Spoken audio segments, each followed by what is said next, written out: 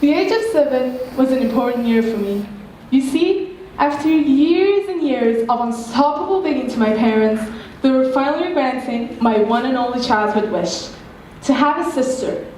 But don't you ever think that they did this for free. No, they had one condition: for me to look after her and to teach her everything I could. This is my sister Ava. The first 3 years of my life with her were okay. Sure, there was crying, biting, and even eating things that she wasn't supposed to, but they all faded when she said her first word, my name.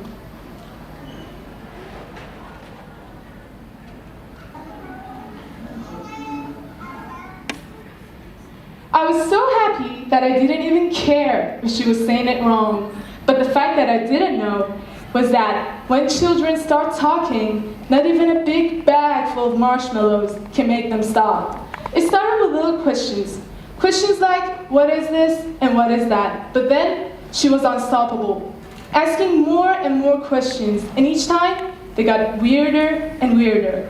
She once asked me, who's God? I, being a complete believer and trying to end the discussion, said, the one who created the creation. He has no needs and is everywhere. She replied, doesn't he ever need to go to the restroom? The more questions she asked, the more creative ways I discovered to avoid answering her. Eye rolls, acting like I'm dead, and even starting a conversation about ponies. So each time, she asked less and less questions. Just when I thought everything was going back to normal, another set of bizarre things started happening. My sister started doing every unexpected thing that a child does. From drawing some sort of demonic symbols onto my table, to cutting the edges of a $100 bill in order to make handicraft. She was unexpected, and that was what scared me. I couldn't predict what she would do next.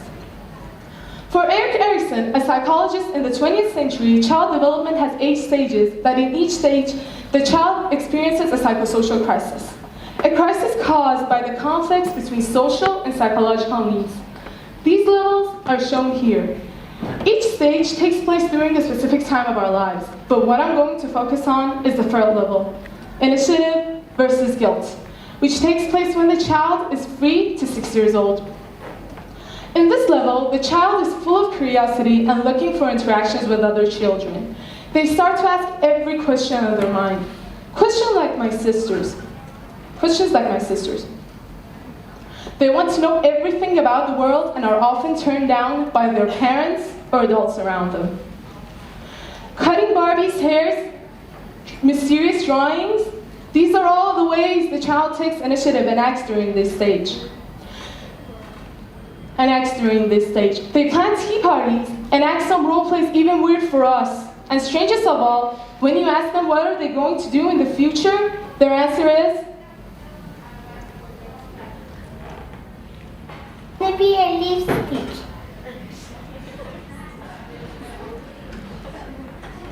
They're unpredictable and may seem aggressive. This is what rings the bell in our heads. It tells us to protect them against their own doing.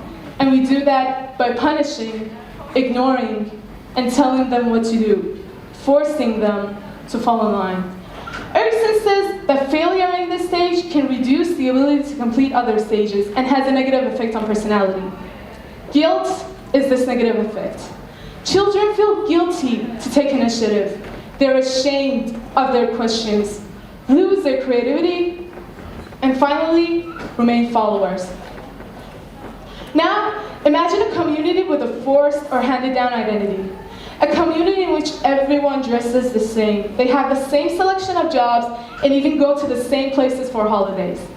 Their identities is a replication of their parents or an influential character. They lack something more than their own individual identity. They lack courage and incentive. They lack initiative.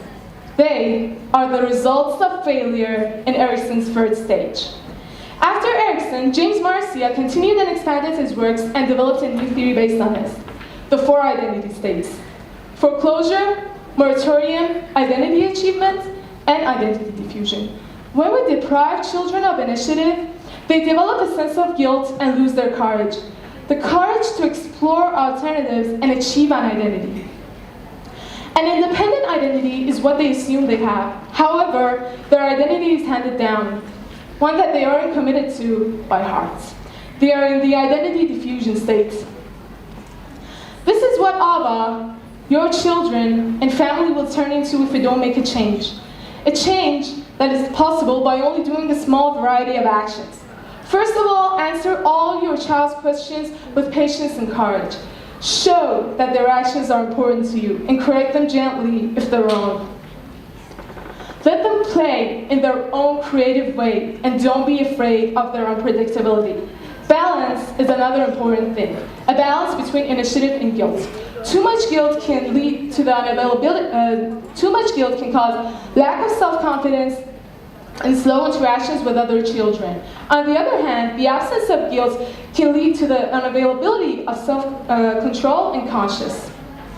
We should be role models of a healthy balance between initiative and guilt, leading to our child having a perfect balance between being a complete follower and an arrogant self-believer.